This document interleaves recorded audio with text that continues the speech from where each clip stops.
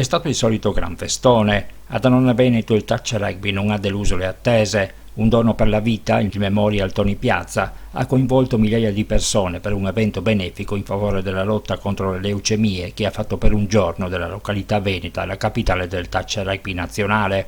Per il secondo anno consecutivo hanno trionfato i trevigiani dei Piero Boys, che si sono imposti per 1-0 nella finale che li ha visti opposti ai marinai di Mogliano. 13ª edizione del torneo di touch rugby Un dono per la vita. Alberto Giacomini, è il solito grandissimo successo.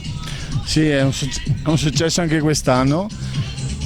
Ogni anno c'è un incremento di partecipanti.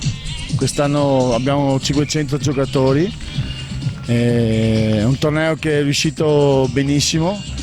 L'affluenza è stata ottima e i ragazzi hanno partecipato con giusto entusiasmo e sta andando alla grande. Ricordiamo squadre che vengono un po' da ovunque, anche San Benedetto del Tronto. Sì, San Benedetto del Tronto si fanno sentire perché sono dei ragazzi eccezionali che sono arrivati ieri sera con 1500 rosticini. E poi ci sono i ragazzi di Savona, poi dal Friuli, dal Veneto, dall'Emilia. Veramente è gratificante vedere squadre che partecipano, che arrivano da paesi lontani rispetto a noi, diciamo. Ecco, ricordiamo sempre il scopo ovviamente benefico, tutto sarà devoluto agli ospedali di Bologna e Udine. Sì, il nostro intento è sempre quello e lavoriamo con persone che danno o il loro tempo, o la loro disponibilità economica o le loro strutture e lavoriamo con il minor costo possibile per poter appunto devolvere il massimo del ricavato a queste strutture ospedaliere di Udine e Bologna per poter poi finanziare l'acquisto di varie attrezzature o addirittura alcune borse di studio di laureate o laureati, dottori che si stanno specializzando in alcuni campi che sono importanti per la ricerca. 140.000 euro donati nelle precedenti edizioni. Sì, la cifra è importante, è il frutto proprio di quello che dicevo prima,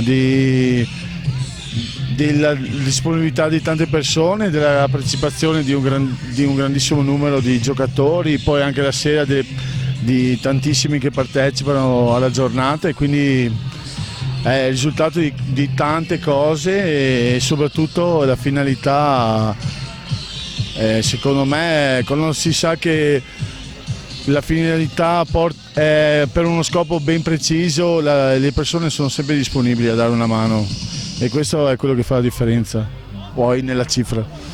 Ci sarà un vincitore, però insomma alla fin fine non è quello che conta appunto fare beneficenza in questo torneo. Sì, ma guarda, i ragazzi partecipano perché hanno voglia di giocare, hanno voglia anche di vincere, però hanno lo spirito giusto che è quello del rugby, che è quello di partecipare, dare il massimo, poi se trovi qualcuno che è più bravo, più forte, pazienza. Hanno lo spirito giusto anche nel partecipare perché sanno che se bevono una birra mi dicono questo lo faccio per beneficenza e loro l'hanno presa con lo spirito giusto, è molto bello questo secondo me.